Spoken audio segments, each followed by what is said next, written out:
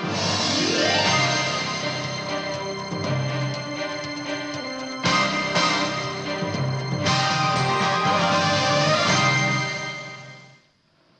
and welcome. Live from Channels Television's global headquarters in Lagos, Nigeria. You're watching Newsroom series. I'm Dominic Iwiwa, and today our focus will be on the southeastern region.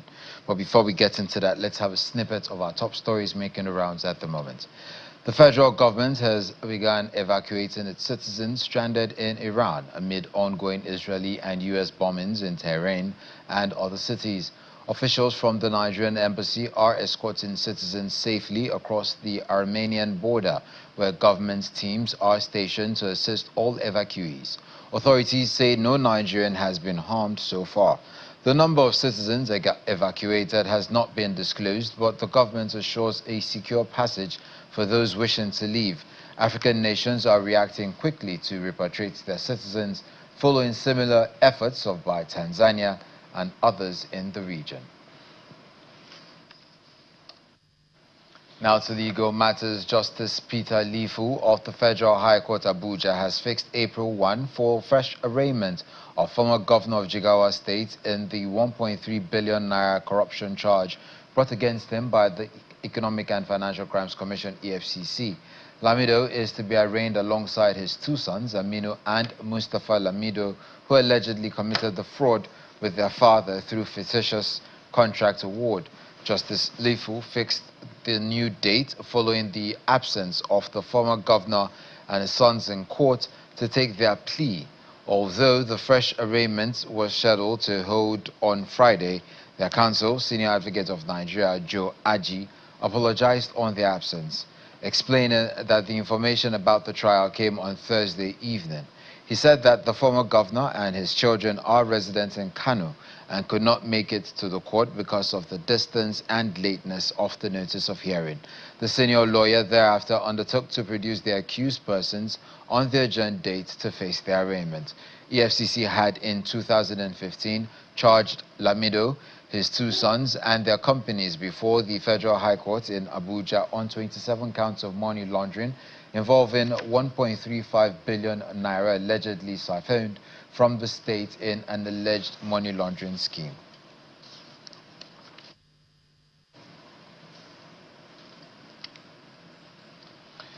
Police Service Commission has approved the promotion of 13 commissioners of police to the rank of Assistant Inspector General of Police, following a written examination and oral interview held at the Commission's headquarters in Abuja. Among the officers elevated to AIG are Emmanuel Ado, Christopher Joseph Eribo, Dantawaye Miller, Uche Ifeanyi Henry, Olanrewaju Peter, Ogunlowo, and Oluwandare Moshood Jimo, among others. The Commission said the promotion list has been forwarded to the Inspector General of Police for immediate implementation.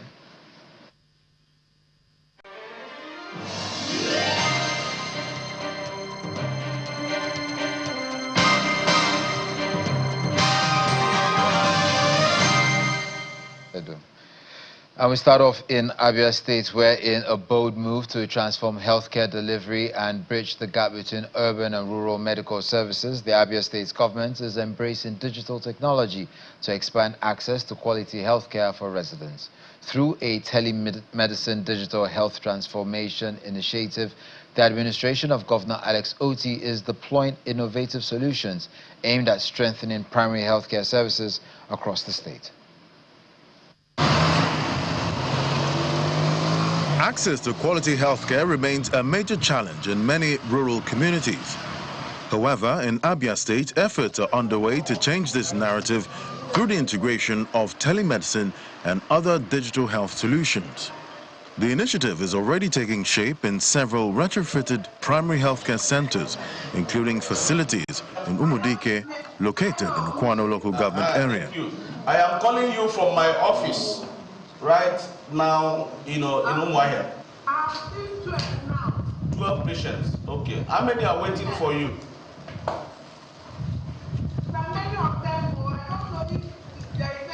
It's designed to improve operational efficiency, enhance service delivery, and ensure that residents receive prompt medical attention, regardless of their location or financial status. Commissioner for Health notes that the e-health program is a key component of the OT administration's healthcare reform agenda, as it will help address manpower shortages by enabling remote consultations with medical specialists. A lot of nations and countries have adopted e-health platforms, and that is what is happening in Abia State. Of course, the digitalization is ongoing in various sectors in Abia State. We are happy that the healthcare sector is part of the flagship sectors that have embraced this modern way of managing patients. Local stakeholders, including the head of authority, Secretary in Ekwano, Dr. Wachuku Jesse, and a community leader, Christopher Kalu, commend the state government for prioritizing healthcare development and embracing digital innovation. The moment the case comes in and is a case beyond this health institution or establishment, they quickly link up to the doctor that ought to take care. So immediately, rather than transferring, looking for ambulance for emergency referral cases and all of that, immediately click on it, and the doctor communicates from wherever he's been connected to. So it's faster and better. On the spot, there is a diagnosis and medication is being administered. I am happy and we are grateful to the governor of Abia State, Dr. Alex Chomoti, for what he has been doing in the health facilities in Abia State. So in Omudike Primary Health Center here, when the other regime is governing this state, so this type of thing we are seeing here now is not like that. So the governor is a man that puts health of people, the Abians, as #1 priority. The Abia State government says it remains committed to strengthening primary healthcare delivery through continuous investment in digital technology as part of broader efforts to build an efficient, inclusive, and sustainable healthcare system. Now, the Enugu State Governor Peter Mbah has been reacting to allegations of high taxation in the state. Claims he describes as deliberate misconception promoted by the opposition and beneficiaries of the old order who manipulated revenue collection for their gain. Governor Mbah insists that his administration has grown the state's internally generated revenue by widening the tax net to bring in more taxable persons, blocking revenue leakages and tackling sharp practices that drain public revenues. He says his government introduced the Consolidated Demand Notice, e-ticketing, as well as recovery optimization and monetization of the state's assets. According to the governor, the Enugu State government does not have the power to increase or reduce taxes under the 1999 Constitution, as it is the exclusive preserve of the federal government. He says that those farming the false narratives could not come to terms with the fact that his administration could scale up the state's IGR from 26.8 billion naira the state recorded in 2022 to 37.4 billion naira by the end of 2023, 180.5 billion naira in 2024, and 406.7 billion naira in 2025. Staying in Enugu State, the state's government says it will require a minimum of 5 billion naira annually to effectively tackle security challenges in the state. Speaking at a town hall meeting on security in Enugu, the chairman of the Enugu State Security Trust Fund, Ike Chioke, appealed to residents, corporate organizations and individuals to support the trust fund to enable government stamp out insecurity from the state. For the state's governor, Peter Mbah, who was represented by the secretary to the state's government, the board of the trustees fund has done so well by creating a platform for citizens to actively participate in strengthening security in Enugu State.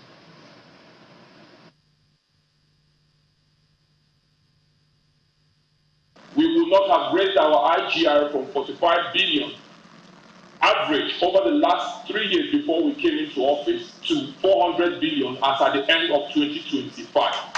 That is a significant leap. If Enugu State was insecure, commerce won't come to Enugu, economic activities won't come to Enugu. It's because this governor understands that that security is the foundation for economic activities thriving.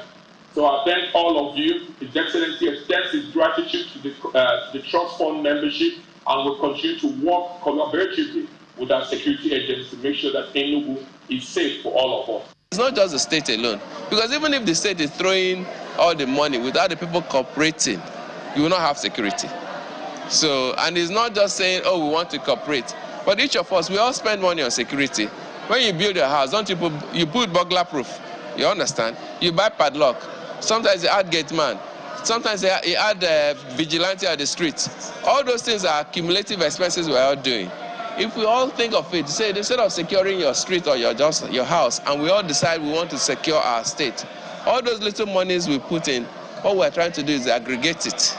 You know, when somebody has lost a loved one, we go around and we all start contributing to help with the burial. But instead of going down that path, let's also contribute to secure our state. That's really what the Trust Fund is about. In Anambra State, concerns over the rising cases of drug abuse and cult-related activities among young people are prompting renewed advocacy for preventive action and youth reorientation across communities. For that reason, stakeholders have converged on Agulu in Anocha local government area to chart practical solutions aimed at building a safer society and securing the future of the younger generation.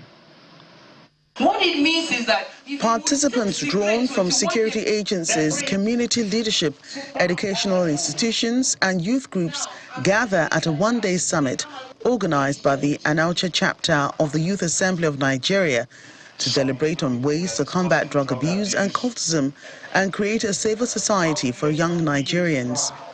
Organizers highlight the alarming rate at which young people are being exposed to substance abuse and violent cult activities, stressing the urgent need for collective action that will save victims, families, and society at large from the devastating consequences. It is time for us to collectively take up the fight against drug abuse and cultism by crusading on the streets, in the schools and everywhere, informing the youth, especially the tender ones, the dangers of drugs abuse and cultism. Others urge youths to shun social vices and instead embrace productive engagements that can contribute positively to their personal growth and community development. We have seen friendship turn into rivals and community turn into battlefield. The destruction is not theoretical, it's real, visible, and painful. If we do not speak, if we do not act, if we do not organize ourselves positively, we risk losing an entire generation. Security agencies at the event emphasized that drug abuse and cult-related activities pose serious threats to public safety and national development. An officer of the National Drug Law Enforcement Agency, along with a survivor of drug addiction, shared insights on prevention strategies and the importance of early intervention. Drug can be said to be abused when it is not medically necessary. Secondly, drug can be said to be abused when it is legally prohibited. And the third one is when there is excessive intake of socially acceptable drugs. Drug ends all dreams. The dream of becoming that successful businessman. The dream of becoming that medical doctor. Some of the effects of this is what we call slow progress. Slow progress. Slow progress is when you are doing something and you are not seeing the result because it takes longer time. For instance, now when taking this particular pill, like 2 or 3 at once, you feel the euphoria for like 12 hours. Like 12 hours, you are feeling yourself. 12 hours, you are chilling. 12 hours, you are feeling yourself, listening to some shit. You are feeling yourself. 12 hours. When you now do it the first time in the morning, you did it in the afternoon, you did it at night. Before you know, 24 hours is gone. The next day again, you start again. The next day you start again. Before you know, 1 month is gone. Before you know, a year is gone. Before you know, 2 years is gone. It cost me my academics. Similarly, the Public Relations Officer of the Nigeria Security and Civil Defense Corps highlights the dangers associated with youth involvement in crime and substance abuse. His thoughts are echoed by the police public relations officer who introduces students to the police campaign against cultism and other vices known as Pokakov, an initiative aimed at sensitizing young people on the risks of criminal behavior. I'm discouraging us from taking what? Drugs. I'm also discouraging us from joining what? Cultism. It will not pay. It has never paid. And it will not pay in future. We have something we call Pokakov. We are trying to come in a way that we will go to schools to inaugurate clubs that we will call Pokakov. So students, and the way you are now, you can be members of that organization. Organizers say the summit is part of intensified advocacy efforts in Anambra State to promote peace, security, and youth stability. The Imo State government has reaffirmed its readiness to support groups advocating the re-election of President Bola Tinubu in 2027. The assurance was given by the Deputy Governor of Imo State, Chinyere Komaro, while receiving the leadership of the City Boy movement. The government has in Owerri on behalf of Governor Hope Uzodinma. Mr. Komaro commended the group for its youth-focused initiatives, particularly its plan to empower about 7,000 youths across Imo State. She noted that the state government is willing to collaborate with groups whose programs promote youth development, entrepreneurship, and economic empowerment. Speaking during the visit, the Director General of the City Boy Movement, Francis Sugar, said the group remains committed to empowering young people and supporting initiatives that will build a stronger and more prosperous Nigeria. Sugar explained that the movement's programs are designed to equip youths with skills, opportunities, and support needed to contribute meaningfully to national development. I have taken time to chat with your Director General and his deputy. Amazing young men, and if the face of City Boy movement is like the interaction I have with them, we support you. So we are commencing a renewed tour of the City Boy movement, which is to engage and make sure we bring more young Nigerians to the center. We to make sure we bridge gap between the government and the grassroots. And we know that Imo and the Southeast is one of our key areas where we have a lot of young innovators, creativity, and all sorts of young Nigerians that are indicated in coming up. Now, across the Orashi River in Anambra State, women empowerment and political inclusion have taken center stage as stakeholders converge on Oka for the 2026 Women's Summit of the All Progressives Grand Alliance, APGA. The summit brings together women leaders, entrepreneurs, and community representatives from the 21 local government areas to chart a path towards stronger participation of women in economic growth and community development. The regional office of the All Progressives Grand Alliance in Oka is filled with excitement as women from across Anambra State gather to share ideas, network, and explore opportunities for empowerment. The summit provides a platform for discussion on entrepreneurship, healthcare advocacy, social development, and gender inclusion. Setting the tone for the event, the APGA women leader in the state, Mrs. Esther Onyekesi, emphasizes the need to strengthen the capacity of women to enable them contribute more effectively to society.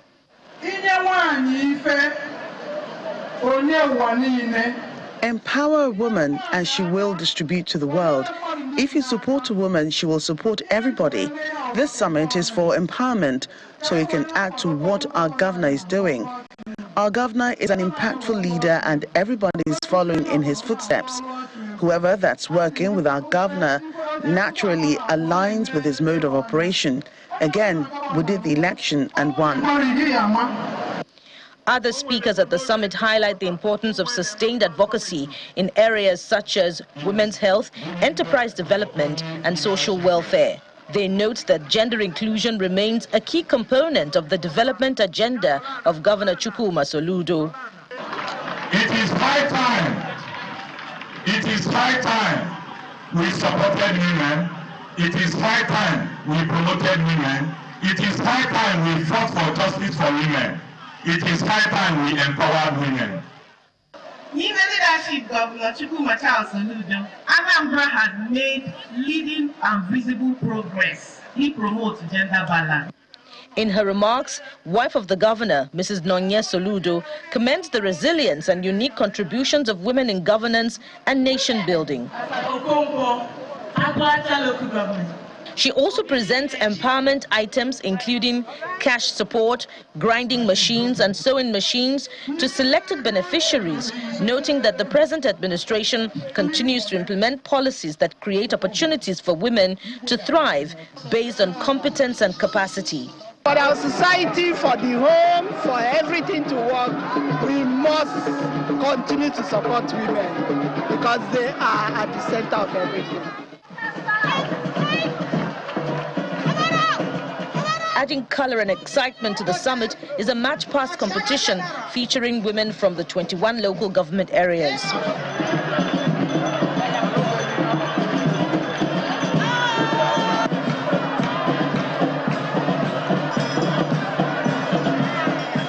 At the end of the exercise, the Ogbaru local government team emerges winner, while Awka North and Idemili North take the second and third positions, respectively.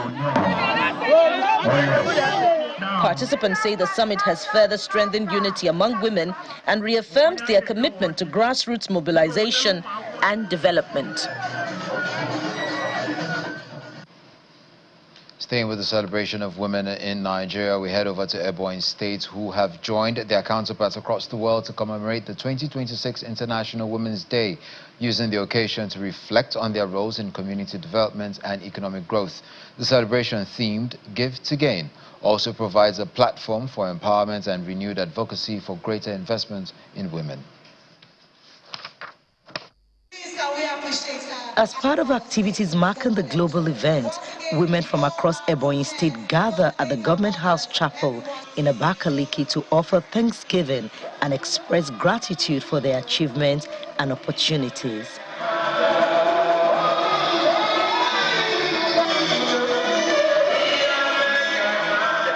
The grand finale of the celebration takes place at the Christian Ecumenical Center, where the wife of the state governor, Mrs. Uzuamaka Inwifuru, alongside top government officials and women groups, converge to celebrate the day.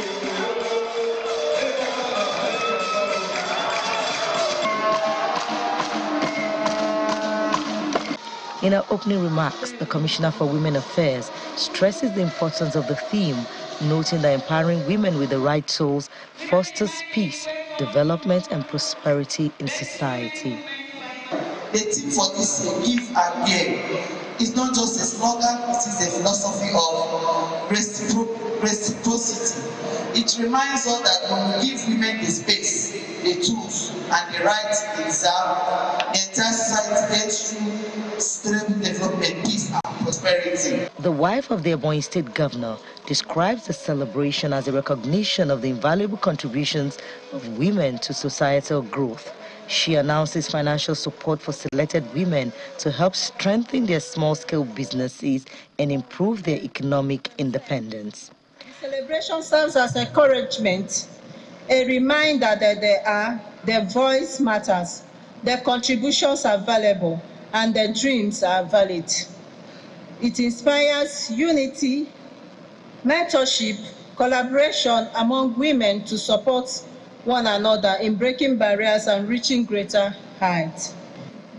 In the spirit of this year's theme, Give to Gain, I am delighted to announce that today we'll be empowering some women, some Ebonyi women, with financial support to build their small-scale businesses.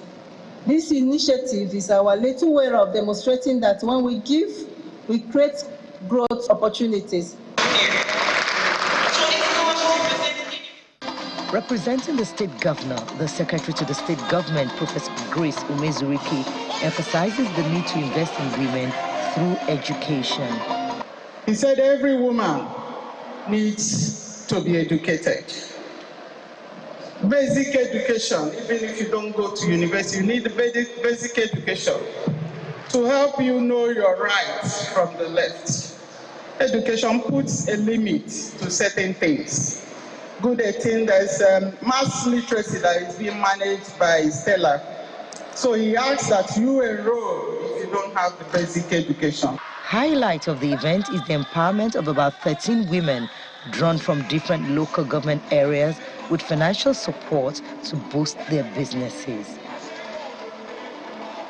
Organizers say the celebration underscores the link between women's growth and regional development, particularly in the areas of education, social stability, and economic progress. They also express optimism that sustained empowerment initiatives will further enhance their contributions to national development.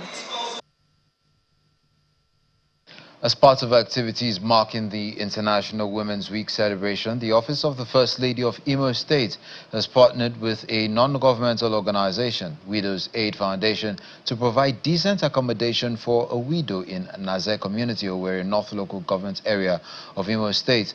The support comes in the form of a well-furnished one-bedroom apartment aimed at improving the living conditions of widows and other vulnerable groups in the state. Speaking during the commissioning ceremony held under the theme of the 2026 International Women's Day celebration, Give to Gain, the wife of the Imo State Governor Choma Uzodinma, represented by the Commissioner for Women Affairs Nkechi Ugu, called on well-meaning Nigerians, development partners and other stakeholders to support government efforts in improving the welfare of citizens. She noted that the government alone cannot meet all the needs of the people, stressing that the collaborative efforts are essential in bringing relief to vulnerable members of the society. Meanwhile, the coordinator of the Widows and Aid Foundation, Iro Faithful, said the initiative aligns with the foundation's objective of complementing government's efforts in providing support and relief to widows across the state.